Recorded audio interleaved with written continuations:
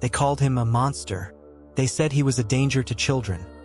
A man so vile that death was the only justice that could satisfy the horror of what had been done. And the system believed them, without a shred of physical evidence, without a confession, without reason. In 1985, Kirk Bloodsworth was sentenced to die. But Kirk wasn't a murderer. He wasn't even close. What he was the wrong man in the wrong town at the wrong time. This is the story of how one man was condemned to death for a crime he didn't commit, and how the truth, when it finally came, changed the course of American justice forever. Rosedale, Maryland, a small, peaceful suburb where people still left their doors unlocked and children played outside until sunset.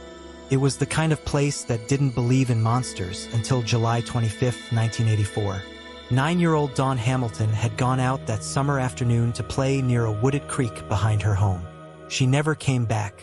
When searchers finally found her, her body was lying face down in the mud, brutally beaten, sexually assaulted, and strangled. The innocence of a small town was shattered in an instant. Panic spread like wildfire. Every parent in Rosedale wanted one thing: someone to blame. Within days, police began piecing together the fragments of what they called a lead. Witnesses claimed they'd seen a man near the area, tall, bearded, with reddish hair. The description was vague, little more than a ghost, but it was enough to feed the growing fear. And then someone mentioned a name: Kirk Bloodsworth. He was 23 years old, a former Marine with no criminal record. He lived nearby, quiet and unassuming. But he had a beard, and his last name, Bloodsworth, sounded almost too sinister to ignore. In the eyes of the public, that was enough. The investigation spiraled into confirmation bias. 5 witnesses claimed to have seen Kirk around the area that day, though none had seen the actual crime. There was no physical evidence linking him to the scene, no fingerprints, no blood, no hair, nothing. But the narrative had already formed.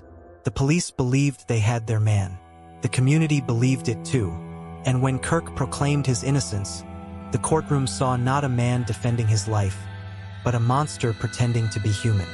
In 1985, the verdict was read aloud: guilty of first-degree rape and murder. When the judge uttered the sentence, death, the courtroom gasped. Kirk's mother fainted.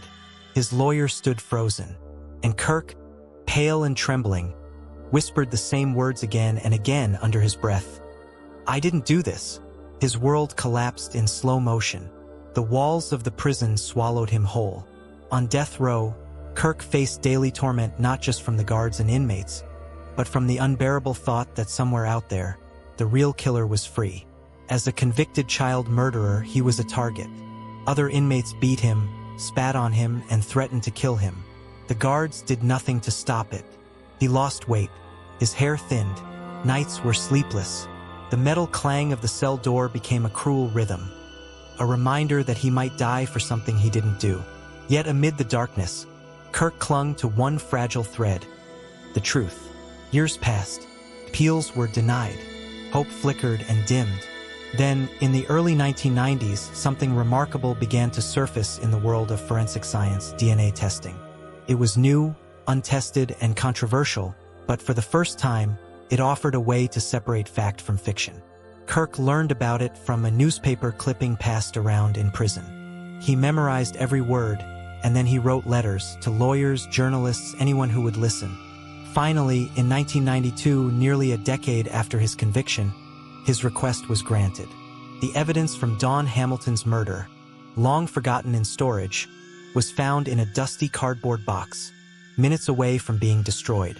When the results came back, they told a story clearer than any witness ever could. The DNA found on the victim did not match Kirk Bloodsworth. Not his blood, not his hair, not a single molecule of his being. For the first time in 9 long years, the truth had a voice. The same justice system that branded him a murderer now had to confront what it had done. In June 1993, Kirk walked out of prison, a free man. The cameras flashed, but the cheers were hollow. There were no apologies from the prosecutors, no retractions from the newspapers that had called him evil. Just a man stepping into sunlight that felt too bright, too warm, too unfamiliar. He had been 23 when he went in. Now, at 32, he was a stranger in his own life. He was the first man in the United States to be exonerated from death row through DNA evidence. But the story wasn't over, because in a cruel twist of fate, the real killer, Kimberly Shea Ruffner, another convicted rapist, had been imprisoned for an unrelated assault during the very same time Kirk was on death row. In fact, Ruffner's cell had been directly beneath Kirk's.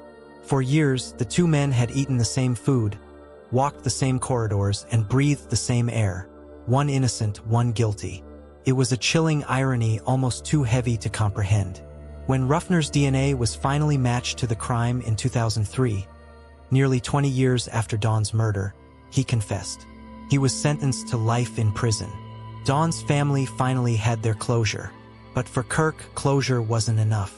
The truth had saved his life, but it had also taken 9 years from him that he could never get back.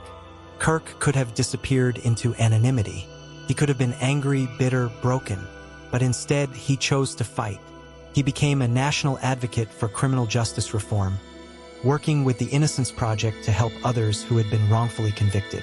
He lobbied for laws that required the preservation of DNA evidence in every state, ensuring that what happened to him would never happen again. He testified before Congress. He stood in courtrooms across America, not as a defendant this time, but as a living warning of how fragile justice can be.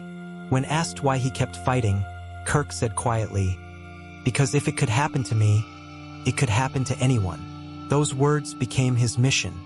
His story inspired reforms across the country, saving countless others from wrongful execution.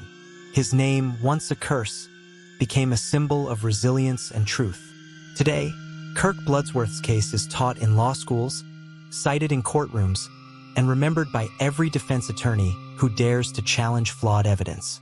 He lives with the scars of what happened, but also with the peace that comes from knowing he changed the system that tried to destroy him.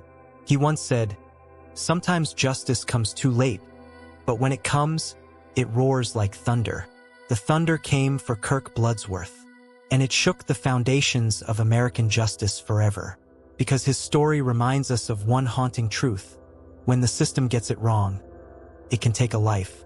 And sometimes the only thing louder than a guilty verdict is the silence that follows when an innocent man walks free. Let us know your thoughts in the comments below. Don't forget to like, subscribe, and hit the notification bell for future deep dives into the most shocking true crime cases. Thank you for watching. Stay tuned for more true crime cases that demand to be heard.